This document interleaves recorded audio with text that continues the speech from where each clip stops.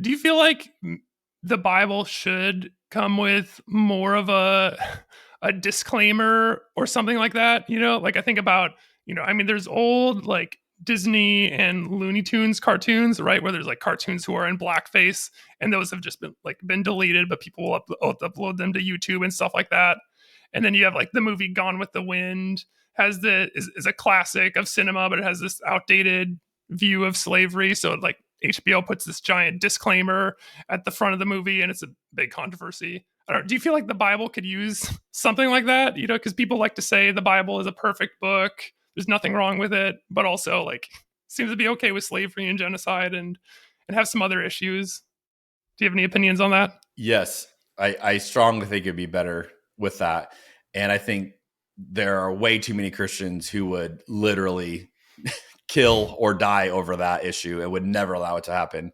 And that would probably be the most offensive thing you could say to some Christians of, putting a disclaimer on it. I honestly think, and I try to nuance this in my own preaching and in my own teaching, I think we shouldn't teach the Old Testament the way we do, that we just lump it all together of this is all the Christian Bible. I think, no, that's the Hebrew Bible.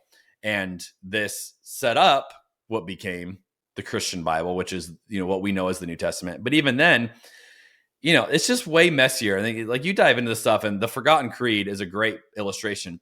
He references a number of books that are attributed to Paul, and he's just like, Paul didn't write these books.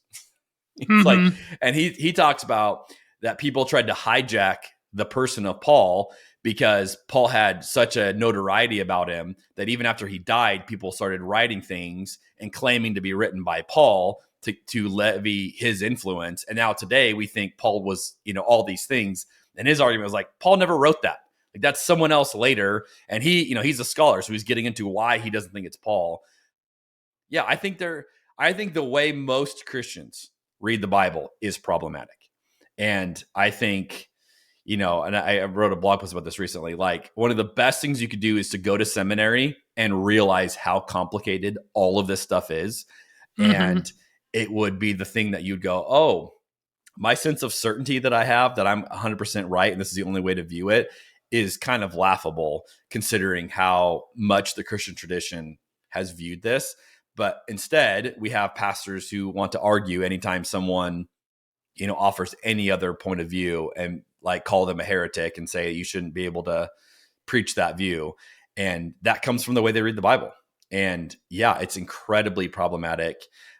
So I think it would be amazing. I think it will never in a million years happen, at least in our lifetime.